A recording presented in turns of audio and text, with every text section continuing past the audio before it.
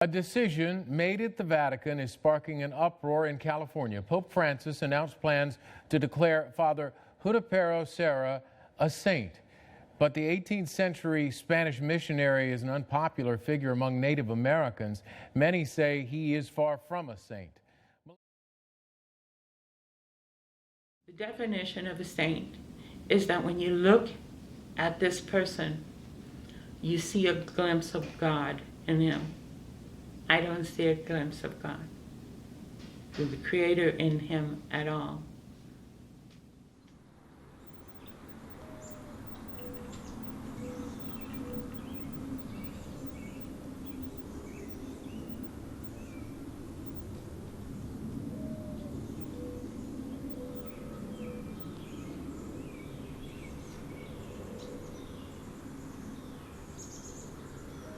I usually just say Sarah, and people know who I'm talking about. Those are the people that I'm involved with know who I'm talking about. Because I don't want to say father, or I don't want to say his first name, because most of the time I'll just say that non-Spanish name, Juniper. And it's important to realize that I don't think of him as a saint. I don't think that he should be considered as a saint. Canonization of Junipero Serra is a very difficult subject to broach. On the one hand, Junipero Serra was a product of the Hispanic Empire and the Catholic Church, with a set of agendas to basically colonize non-Christian areas of the world, transform and convert into Catholicism indigenous populations, so that essentially that they would be a peon-based labor force in order to support the outposts of the empire.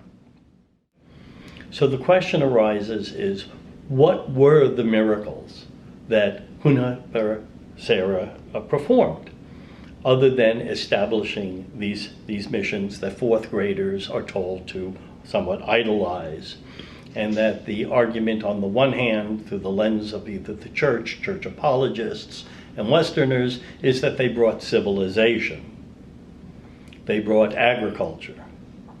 On the other hand, through the lens of Native Americans, they brought death, destruction, intolerance. And the real miracle is the fact that by 1900, there were, or 1920s, there were less than 100 people alive from the 10,000 Muwekma Ohlone from the San Francisco Bay Area. Around 30,000 Costanoans were once there. There were 100 people or less left alive amongst the Amamutsun, and there were less than 100 people left alive amongst the people in the Monterey Bay Area, the Esselen people there. We were always told as children, just don't say you're Indian. I think that's the term instead of Native American at that time. And we still say Indian. And my grandfather, Thomas, he used to be the one to tell us not to say we're Indian, because they would take us away and put us on a reservation, and we wouldn't have any rights, so you wouldn't be able to see other people or have your own life. And so you just didn't say it. I mean, it was real easy to mix into the Mexican community. So it was always because I was hiding that I was Indian. And I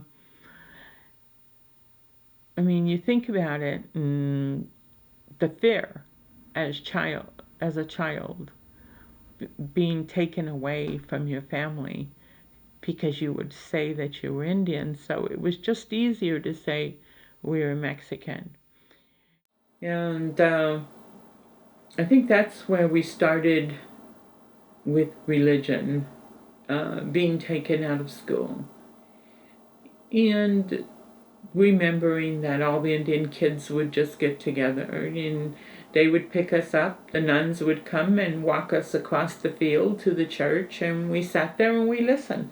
And we learned and knew about made our Holy Communion, and it was what we were supposed to do. And we have pictures there. I remember that thinking, wow, this church is so big, and I've gone back since. And wow, that church is so small. The steps are small, and yet when I see the pictures of them, it looks really large. They look really large, but they're not. And thinking about it, and what did we really learn? You know, to say a few prayers, and that was it. And not a lot about God. 100 years ago, 200 years ago, we're talking 1770, and it's still here because it's our history.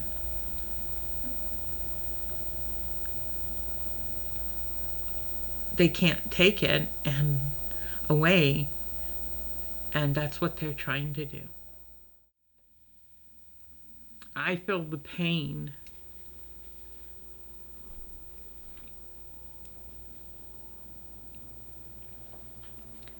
that my ancestors went through. I think of what they went through, the shackles, the whippings,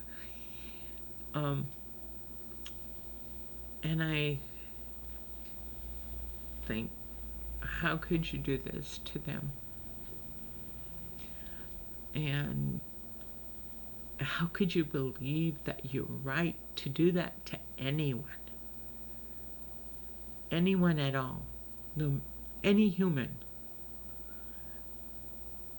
You don't deserve to be considered a great person, a saint, close to God or godliness when you hurt someone. You know, sexual abusers, any kind of people who abuse children, and those who murder and torture. I think you deserve death. You don't deserve to be considered a saint. They can't erase the crimes that they committed by making him a saint, and that's what they're trying to do. And we can't allow them. They need to know.